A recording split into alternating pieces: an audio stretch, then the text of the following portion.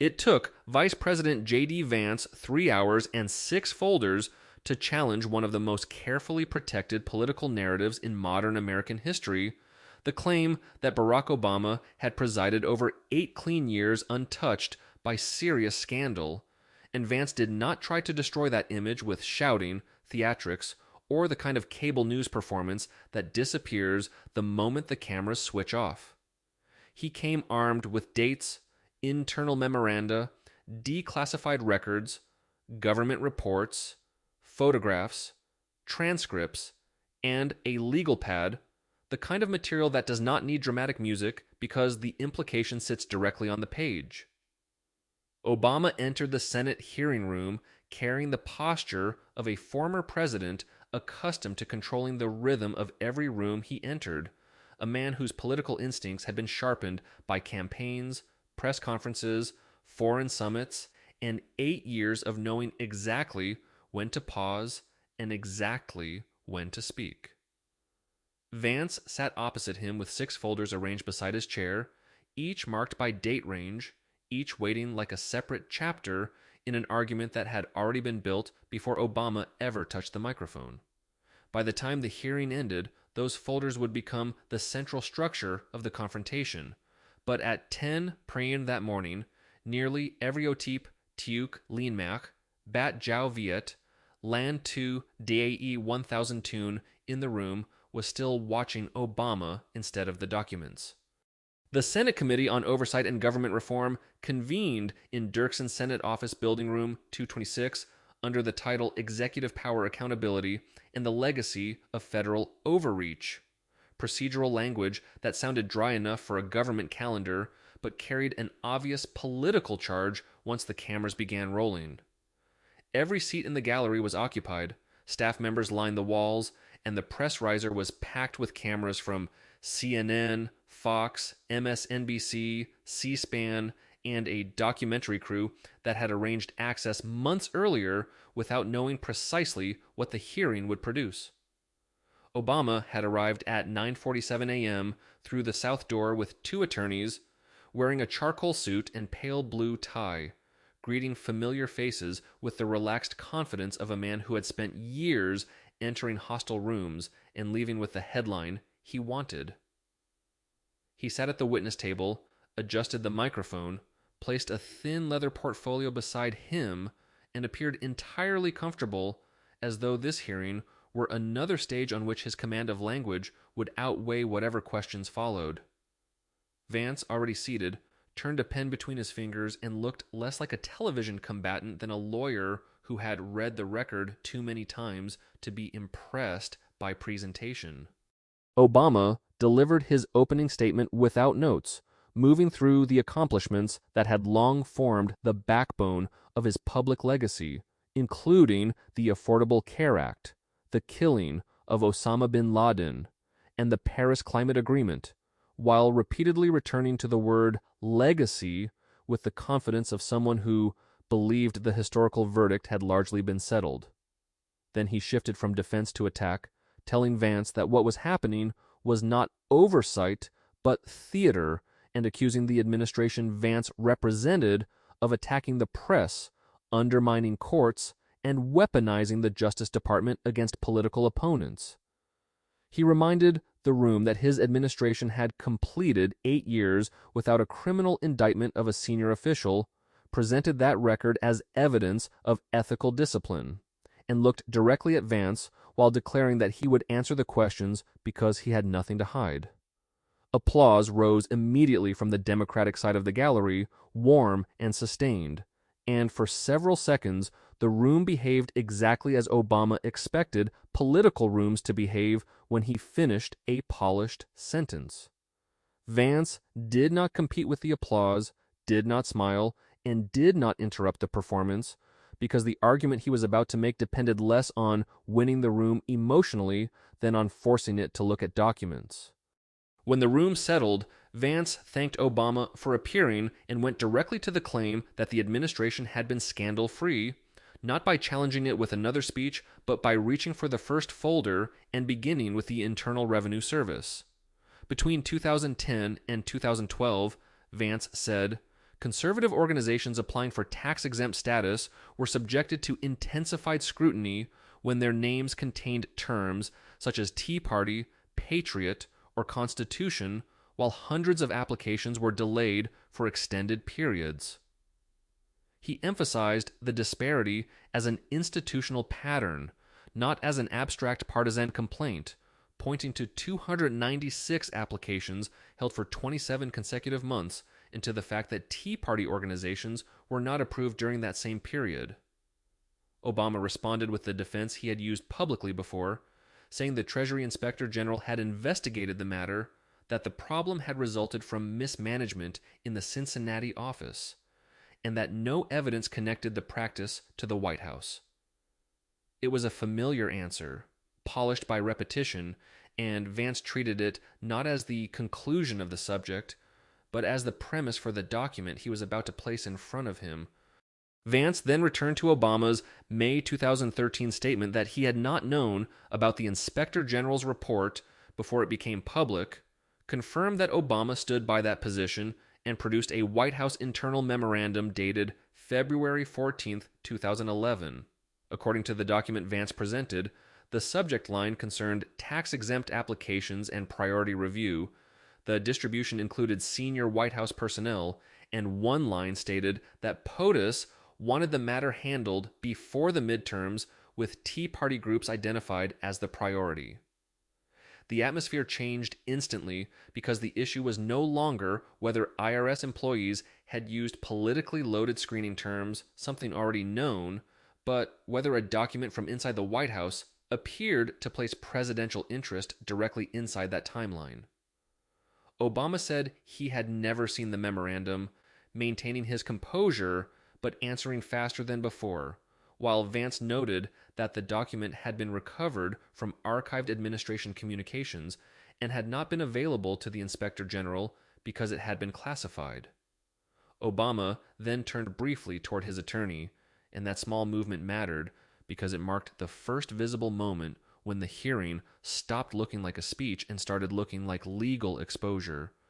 Vance closed the IRS folder and moved immediately to the next subject, the December 14th, 2010 killing of United States Border Patrol agent Brian Terry near Rio Rico, Arizona, where two AK-47 style rifles recovered at the scene were traced to Operation Fast and Furious.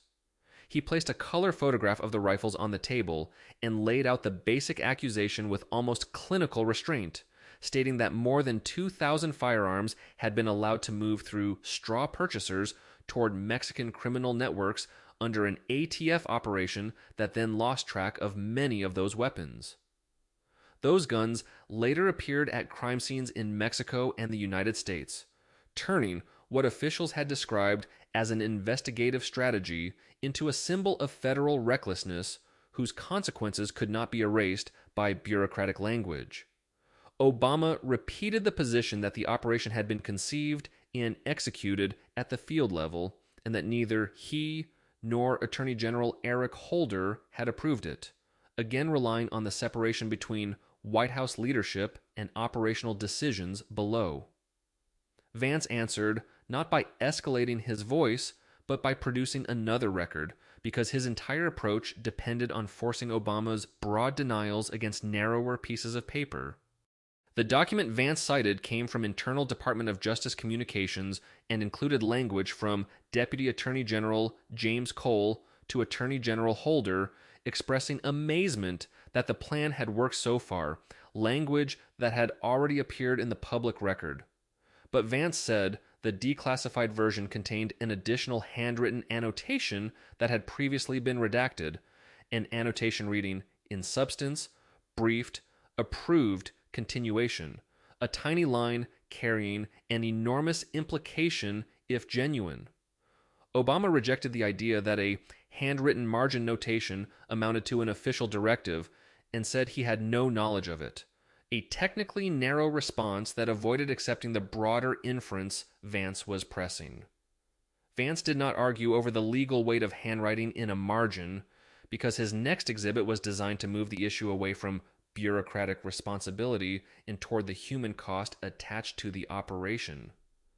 He reached into the folder and produced a letter from Josephine Terry, Brian Terry's mother, written to the White House in March 2011, asking for a meeting to discuss her son's death and to understand what had happened.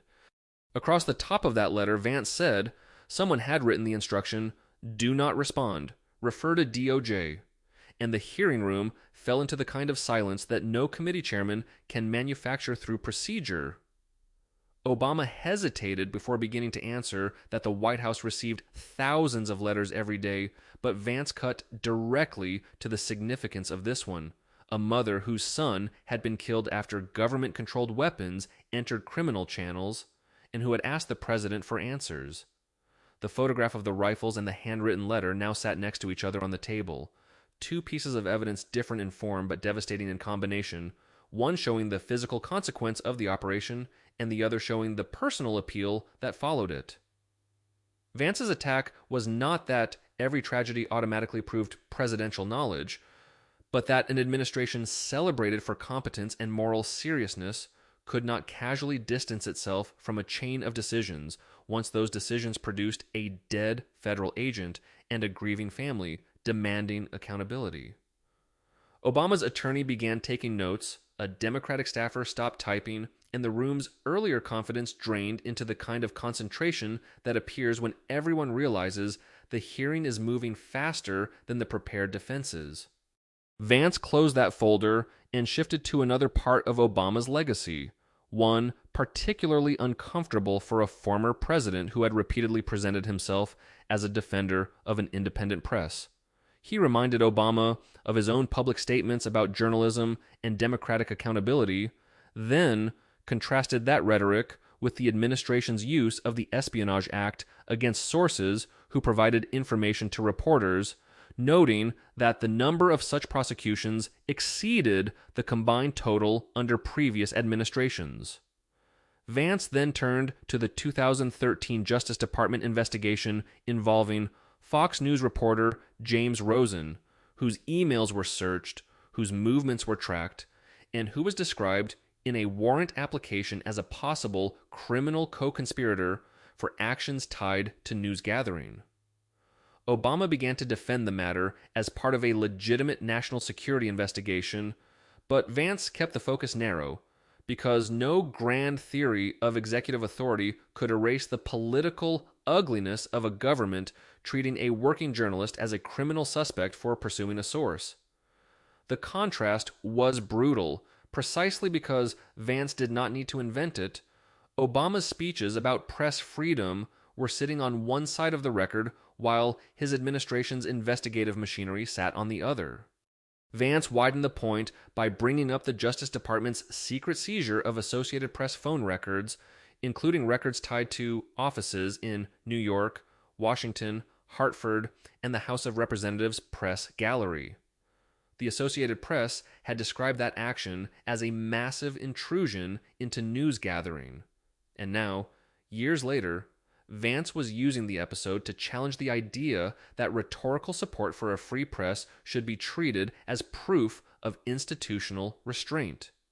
He then produced what he described as a declassified FBI internal assessment titled Media Threat Assessment Priority Targets, a document listing journalists whose reporting the administration considered problematic, and he held it toward the press gallery long enough for reporters to see the format and classification markings. Obama answered that every administration had to balance transparency with national security, a defense broad enough to sound responsible but too broad to dissolve the specific record Vance was putting before him. By that point, the hearing had moved through only 3 folders, yet the original claim of a scandal-free presidency was already being forced into a much harsher frame, not because Vance had raised his voice, but because each issue was being returned to Obama stripped of the protective language that had surrounded it for years. Vance closed the press surveillance folder without allowing the argument to dissolve into another abstract debate about national security, then reached for the 4th folder and moved directly to January 17, 2016, when the Obama administration transferred $400 million in foreign currency to Iran. The money, delivered in euros, Swiss francs, and other denominations, was loaded onto pallets and flown aboard an unmarked cargo aircraft because American sanctions prevented a conventional dollar-denominated wire transfer. The administration had always maintained that the payment represented the settlement of a decades-old dispute involving money Iran had paid before the 1979 revolution for military equipment that the United States never delivered, with an additional $1.3 billion eventually paid in interest. But the political problem had never been merely the existence of the settlement, because the cash arrived on the same day Iran released American prisoners, creating a coincidence so convenient that the administration spent months insisting the two events were separate. Vance placed the familiar photograph of shrink-wrapped currency pallets on the table and forced the hearing back to the part of the story that polished explanations had never completely erased: the timing. Obama immediately moved onto ground he knew well, explaining that the settlement had been negotiated through the Hague Tribunal, that the obligation was lawful, and that foreign currency had been necessary because sanctions blocked ordinary banking channels. Vance did not dispute that this was the administration's established public explanation, because his point was that the administration's own State Department had later described the sequence in language that sounded considerably less accidental. He read the statement that the United States had taken advantage of the leverage it possessed that weekend to make sure the prisoners were released safely and efficiently, then let the contradiction sit where everyone could see it. If the cash and the prisoner release were truly unrelated tracks, the phrase leverage created an obvious problem, because leverage means one thing is being used to influence another, not that two independent events simply happened to arrive at the same airport on the same day. Obama insisted that the settlement and prisoner negotiations remained separate diplomatic tracks that happened to converge, but for Vance, that explanation was no longer a clarification. It was the administration trying to make two incompatible descriptions occupy the same sentence.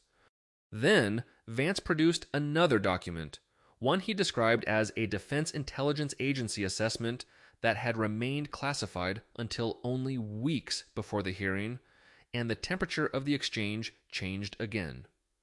According to the assessment he presented, approximately $86 million in U.S. origin currency was identified within 90 days of the transfer moving through procurement networks associated with Hezbollah operations in Lebanon and Syria.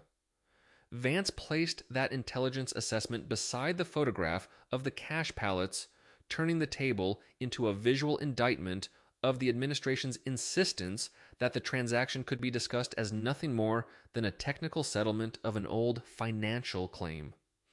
$400 million in difficult-to-trace cash had been delivered to Iran, and according to the document Vance was citing, tens of millions of dollars connected to those funds appeared shortly afterward in networks tied to Hezbollah, which meant the consequences could not be brushed aside simply by repeating the word settlement.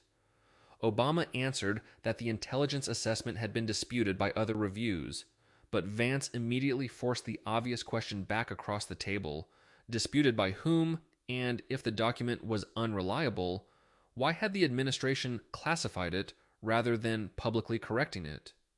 For the first time that morning, Obama's answer visibly circled back to language he had already used, returning again to the claim that the settlement had been a legal obligation negotiated through established international channels.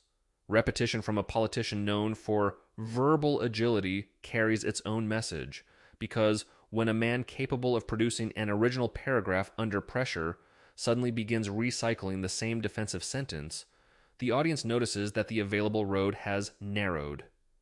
Vance did not interrupt him, did not laugh, and did not turn the moment into a cheap victory lap because he had no reason to rescue Obama from the sound of his own answer.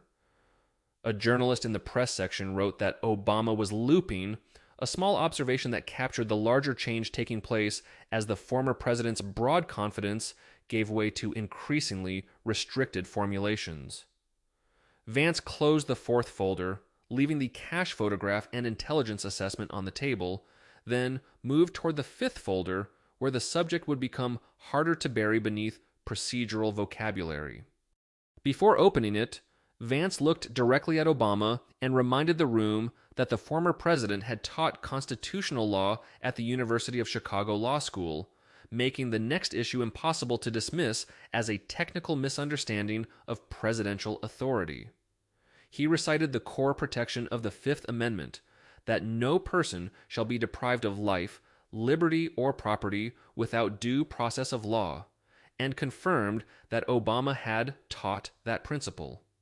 Then Vance moved to September 30th, 2011, when a CIA drone strike in Yemen killed Anwar al-Awlaki, an American citizen born in New Mexico who had never been convicted in a criminal trial before the United States government placed him on a targeting list. Obama responded with the established national security defense, describing al-Awlaki as an operational leader of al-Qaeda in the Arabian Peninsula who had been involved in planning attacks against the United States, including the 2009 Christmas Day airline bombing attempt. He emphasized that lawyers in the Office of Legal Counsel had reviewed the authorization, preparing to defend the legal framework surrounding the strike, but Vance stopped the answer because the folder was not ultimately centered on Anwar al-Awlaki. Vance reached inside and placed a birth certificate on the table, a standard government record carrying a name, a place, and a date that stripped away every attempt to hide the next point behind the language of counterterrorism. Abdul Rahman al-Awlaki had been born on August 26, 1995, in Denver, Colorado, making him an American citizen, and on October 14, 2011, roughly 2 weeks after his father was killed, he died in a separate American drone strike in Yemen. He was 16 years old, had never been charged with a crime, and had never been publicly accused of belonging to a terrorist organization, yet a missile launched under American authority ended his life while he was eating at an outdoor restaurant. Obama began explaining that the circumstances of the strike involved another target, but Vance kept returning to the fact that refused to become smaller no matter how much official language was placed around it. A 16-year-old American citizen was dead. The birth certificate remained visible on the table as Vance reached again into the folder because he was about to connect the abstract constitutional question to the decision-making process inside the administration itself. What Vance produced next was described as a transcript from a classified National Security Council meeting, one of the meetings the administration had internally referred to as Terror Tuesdays, where targeting decisions were personally reviewed at the presidential level. He read a warning attributed to a senior NSC legal advisor that targeting an American citizen without judicial review would establish a precedent capable of haunting the Republic. A warning that went directly to the constitutional danger Vance had raised moments earlier. According to the transcript presented in the hearing, Obama's response was brutally short: "Noted, proceed." 2 words of acknowledgement followed by 2 words of authorization, with no rhetorical cushioning left between the warning and the action. Vance placed the transcript beside Abdul Rahman's birth certificate, Denver, Colorado, on one document, and "Noted, proceed" on the other, forcing the audience to confront the distance between constitutional theory taught in a classroom and executive power exercised behind classified doors. There was no need for Vance to invent a dramatic conclusion because the documents, as presented in the hearing, carried an accusation more severe than anything a speech could manufacture. The atmosphere inside room 226 hardened into absolute attention, and Obama's famous composure did not collapse in any theatrical sense, but the style of his responses had unmistakably changed. The long, layered cadence of his opening statement had disappeared, replaced by shorter sentences, legal distinctions, national security terminology, and the defensive syntax of someone no longer trying to inspire the room, but trying to limit the meaning of the record.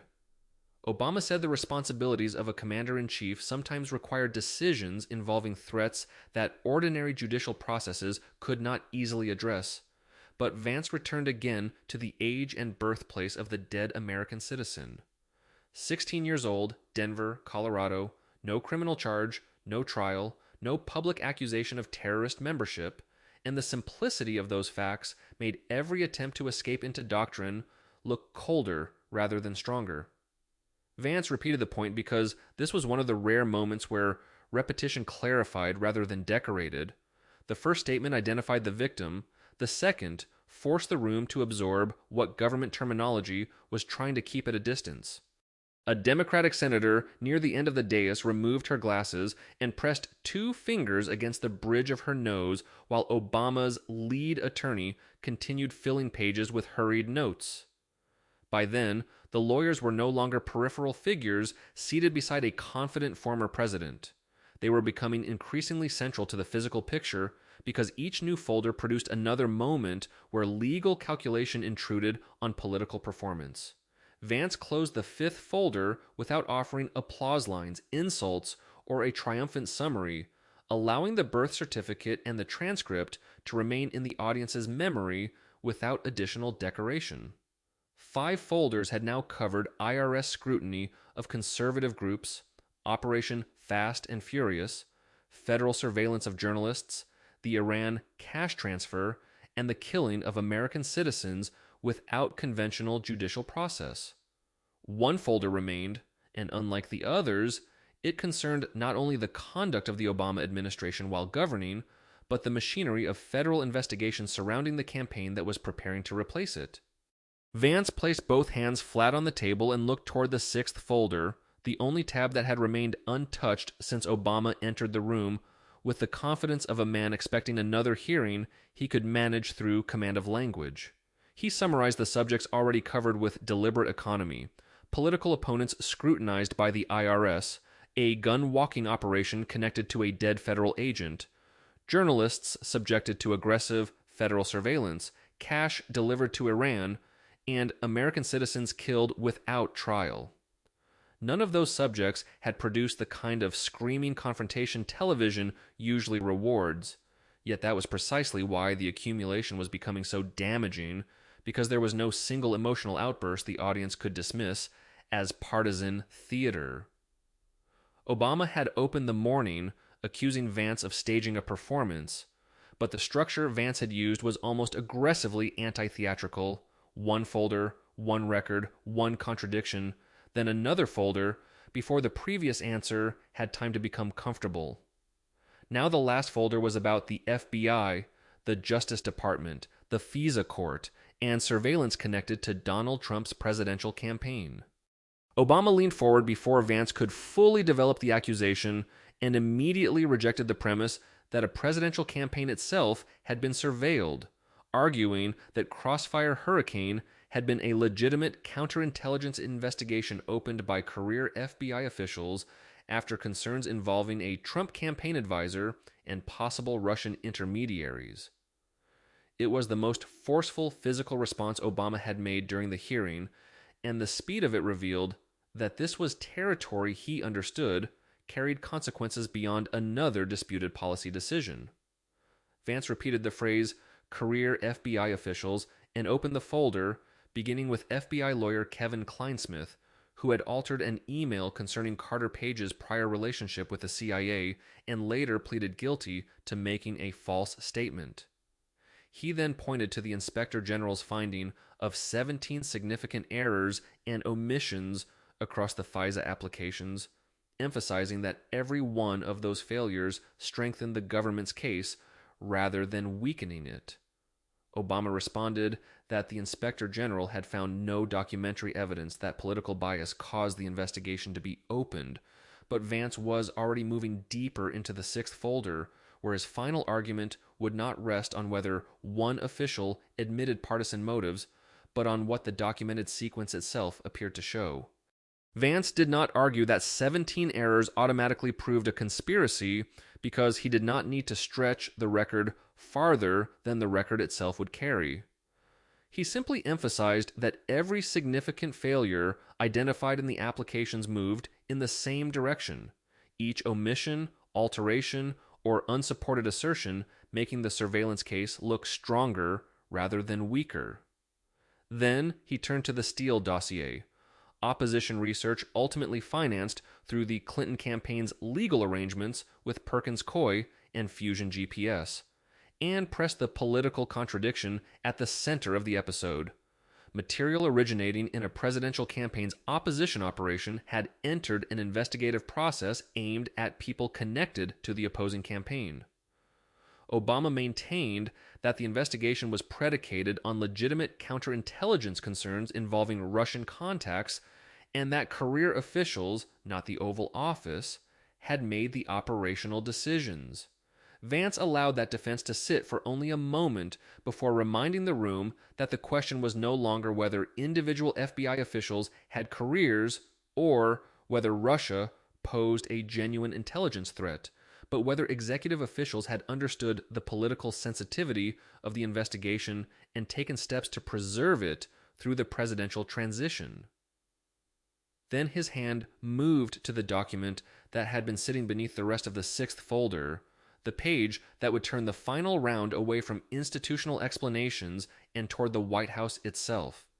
Vance identified it as an email recovered from Executive Office of the President Archives and dated January 5, 2017, 15 days before Obama left office, the same date later associated with Susan Rice's memorandum stating that Obama wanted the matter handled by the book.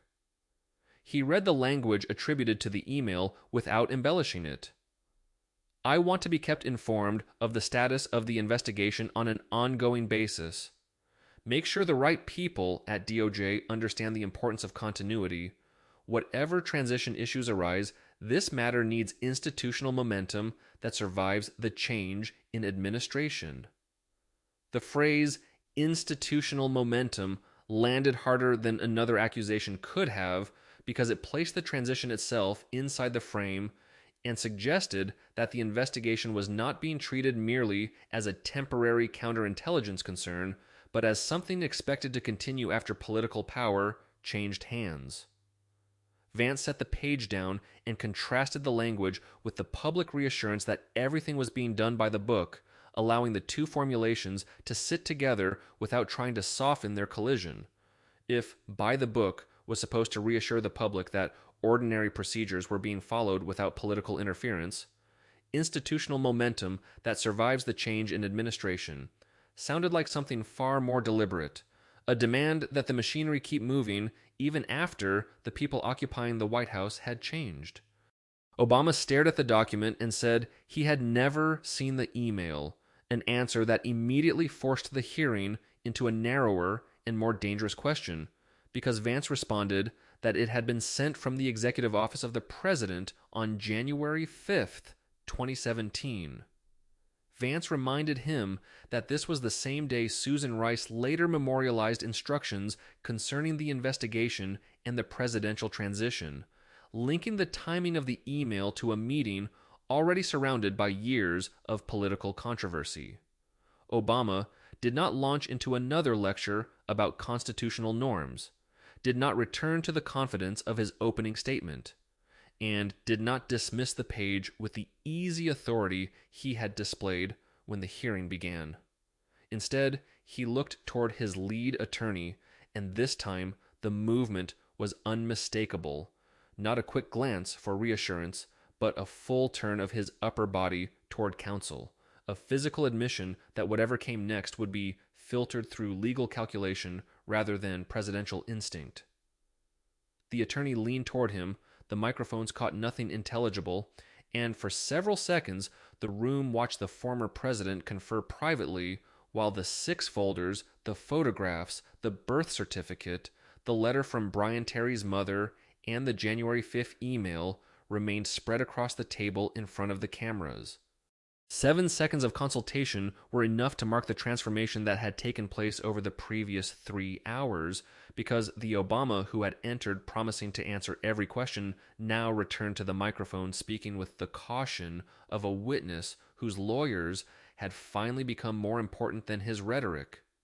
He requested a brief recess to consult with counsel, and Vance granted 15 minutes without smiling, celebrating, or adding one unnecessary word to the moment. Obama stood more slowly than he had entered, his staff immediately closing around him as he moved toward the south door while cameras tracked the procession from every available angle. Before leaving, he looked back toward the hearing table where the 6 folders remained stacked beside the documentary record that had driven the confrontation from one issue to the next, a collection of pages that had done what 3 hours of shouting never could have done. Then the door closed behind him, leaving a hearing room full of reporters who understood that the most damaging image of the day was not a raised voice, an insult, or a theatrical walkout, but a former president asking for time with his attorneys after spending the morning insisting there was nothing to hide.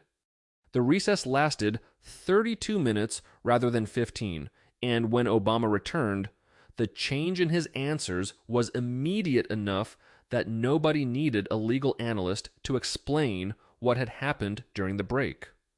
The expansive cadence was gone, the carefully balanced paragraphs were gone, and the political confidence that had allowed him to accuse Vance of staging theater had been replaced by short formulations designed to reduce exposure rather than win applause. He said, "I don't recall," 4 times, on the advice of counsel, twice, and that characterization is inaccurate, without supplying an alternative characterization that would resolve the underlying contradiction. Vance did not chase those answers with speeches, because once a witness begins speaking in defensive legal formulas, pressing too aggressively can actually help him by giving him something emotional to resist. Instead, Vance returned to the documents one by one, identifying dates, names, agencies, and titles, then asking Obama whether he disputed their authenticity, forcing the exchange into the smallest possible space where rhetoric could no longer provide an escape route. Obama repeatedly said that he had not reviewed particular documents, that he could not personally speak to their authenticity, or that he deferred to the assessment of counsel, language technically cautious enough for lawyers but politically devastating beside the confidence of his opening declaration. The hearing had begun with a former president volunteering that he would answer everything because he had nothing to hide, and it was ending with the same former president refusing to authenticate records attributed to his own administration without first leaning on lawyers. Vance eventually closed the 6th folder, placed it on top of the other 5, straightened the stack, and said that he had no further questions. There was no closing monologue, no victory speech, no attempt to manufacture applause from Republican senators, because after 3 hours, the structure of the hearing had already made the argument more effectively than another 5 minutes of political theater ever could.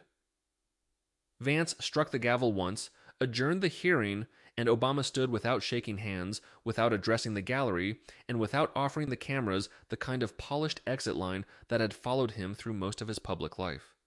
Obama walked down the same center aisle he had entered 3.5 hours earlier, but the visual symmetry was merciless because almost everything about the second walk contradicted the first. He had entered smiling, greeting reporters by name, moving with the practiced ease of a former president who believed he understood the room, and he left surrounded by attorneys whose faces carried the blank discipline of professionals already thinking several moves beyond the cameras. He did not stop to answer shouted questions, did not acknowledge the gallery, and did not look toward the press riser as his staff moved him toward the door.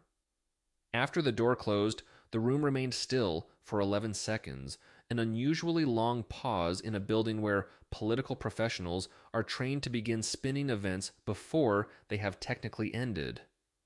Then the press gallery erupted into motion, not because anyone needed to invent the headline, but because dozens of journalists had simultaneously recognized that the hearing had produced a sequence of moments that would be clipped, replayed, separated into individual controversies, and examined far beyond the walls of room 226. Within an hour, the footage of Obama requesting a recess began circulating across social media, but the significance of the hearing did not rest on that clip alone, because the 6-folder structure gave viewers 6 separate pathways back into the record. The IRS material became one story, Fast and Furious another, press surveillance another, the Iran payment another, the drone strike record another, and the FISA material another, each capable of generating its own arguments, while reinforcing the larger attack on the scandal-free description Obama had invoked at the beginning. Unlike a shouting match that burns brightly for 12 hours and disappears beneath the next news cycle, this hearing was designed to compound because viewers could return to specific pages, specific quotations, and specific dates rather than merely replaying expressions and insults. The political damage came from accumulation, from watching Obama's answers narrow as the folders advanced, from watching the language move from confident historical defense toward procedural caution, and finally toward counsel-driven restraint. The arc was brutally simple. He entered saying he had nothing to hide, and he left after a recess with lawyers, declining to personally validate documents tied to the administration whose record he had just spent the morning defending. Within 48 hours, according to the account laid out in the original script, clips from the hearing had accumulated tens of millions of views across platforms. But the most damaging element was not one isolated exchange, one expression, or one sentence that could be dismissed as another partisan television moment. The six-folder structure gave the public a sequence that was easy to follow and difficult to compress into a single talking point, because each folder reopened a controversy that had once been treated as separate from the others and placed it inside one sustained challenge to the mythology of a scandal-free presidency. The IRS material raised questions about political targeting. Fast and Furious returned attention to federal recklessness and Brian Terry's death. The press surveillance material collided directly with Obama's carefully cultivated defense of journalism. The Iran payment reopened the argument over leverage and untraceable cash. The drone records forced constitutional language against executive killing authority. And the FISA material brought the entire hearing into the transition of power itself. There had been no screaming match, no theatrical walkout, no desk pounding, and no single explosion designed for a campaign commercial. Yet the absence of that noise made the hearing more difficult to dismiss because the confrontation had been organized around documents instead of emotion. The story spreading online was therefore brutally simple. Obama had entered with the vocabulary of legacy and moral authority, then spent the afternoon moving toward narrower answers, legal consultations, and the repeated protection of counsel. Hashtags fractured along the country's familiar political lines, but several phrases from the hearing escaped their original context and became shorthand for the larger confrontation, especially six folders, by the book, and noted proceed. Six folders became a social media phrase for producing receipts against someone who had relied too heavily on reputation, while by the book was reused sarcastically whenever critics wanted to accuse officials of hiding questionable conduct behind procedural language. Noted proceed, taken from the National Security Council transcript described during the hearing, became the darkest of the three because it reduced an alleged warning about constitutional precedent to an acknowledgement followed immediately by action. According to the source script, Obama's approval numbers, which had remained unusually strong in his post-presidential years, dropped sharply among independent voters over the following weeks, while younger Democratic voters also showed measurable erosion. It was not portrayed as a total political collapse, but as something potentially more dangerous to a legacy built on ethical contrast, a fracture in the public assumption that Obama-era controversies had always remained comfortably below the level of personal presidential responsibility. The original account then describes the Obama Foundation moving into crisis management as donors. Speaking organizers, universities, and publishing interests reassessed their proximity to the former president while the testimony remained under scrutiny. Several major donors were said to have suspended contributions pending review. Invitations that once arrived routinely began slowing, and universities quietly reconsidered appearances that only weeks earlier would have been treated as prestige events rather than political liabilities. The publisher of A Promised Land was described as delaying a paperback release under the official explanation of market timing, an explanation the script treats with open skepticism because virtually every institution around Obama was suddenly discovering reasons to create distance at the same moment. That was the deeper political humiliation presented by the aftermath. Not that every ally suddenly denounced him, but that institutions which had once competed for association with his name were now calculating the cost of being seen too close to the controversy. Washington does not always announce abandonment with a press conference. Sometimes it does it through postponed events, suspended checks, unanswered calls, and carefully worded statements that never quite say the person's name. The Democratic response followed that same pattern of strategic caution, beginning with silence and then shifting toward language broad enough to defend the concept of accountability without actually defending Obama's conduct in the hearing. The DNC issued a short statement affirming oversight and accountability for public officials, the kind of statement that technically says the correct thing while committing the organization to almost nothing and protecting it from whichever direction the story moves next. Senior Democrats were described as avoiding a direct defense during the first 72 hours, while prominent progressive lawmakers, including Alexandria Ocasio-Cortez, Ilhan Omar, and Ayanna Pressley, offered no substantive public intervention beyond variations of reviewing the testimony. Hillary Clinton, according to the script, remained completely silent, a choice presented not as accidental, but as the instinct of a politician who understood exactly how dangerous it can become when a federal investigation acquires what the January 5th email had allegedly called institutional momentum. The silence did not prove guilt, but politically, it stripped Obama of the immediate wall of party protection that usually appears within minutes when a major figure is attacked. Within 2 weeks, the script says, the Department of Justice announced a preliminary inquiry into matters raised during the Senate testimony, a procedural step that did not amount to an indictment, but transformed the controversy from political argument into potential legal exposure. The inquiry reportedly focused on the FISA application process, classification decisions surrounding the IRS memorandum and Defense Intelligence Agency assessment, and the authorization chain connected to the Abdul Rahman al-Awlaki strike. A special counsel was then described as being appointed, a former federal judge from the Seventh Circuit selected for a reputation of independence and no obvious partisan affiliation, with a mandate deliberately narrow in language, but potentially enormous in consequence. That distinction mattered because investigations of former presidents rarely begin with declarations about historic crimes. They begin with document preservation, authentication questions, witness interviews, classification records, and the slow reconstruction of who knew what, when they knew it, and what they ordered afterward. Vance had spent the hearing constructing exactly that kind of chronology, and the script's aftermath presents federal investigators as beginning to test whether the 6 folders could survive outside a political hearing room. Obama's legal team responded with a 44-word statement declaring that the former president had cooperated fully with the committee, categorically denied wrongdoing, and remained confident that the facts would vindicate his record of public service.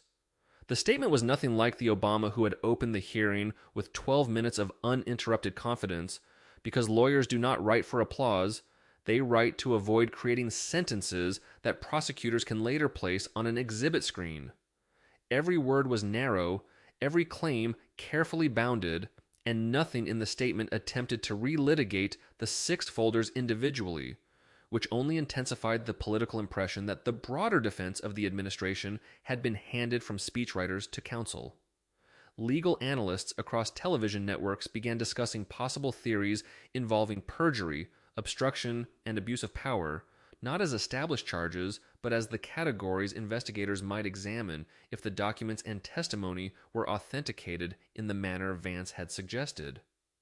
The phrase scandal-free, once almost automatic in nostalgic assessments of the Obama presidency, disappeared from the conversation because even supporters now had to argue about the underlying controversies instead of dismissing the premise that controversies existed, Vance, meanwhile, did almost nothing to exploit the aftermath theatrically, a choice that reinforced the prosecutorial image he had maintained during the hearing and prevented the story from becoming another personality contest between two national political figures.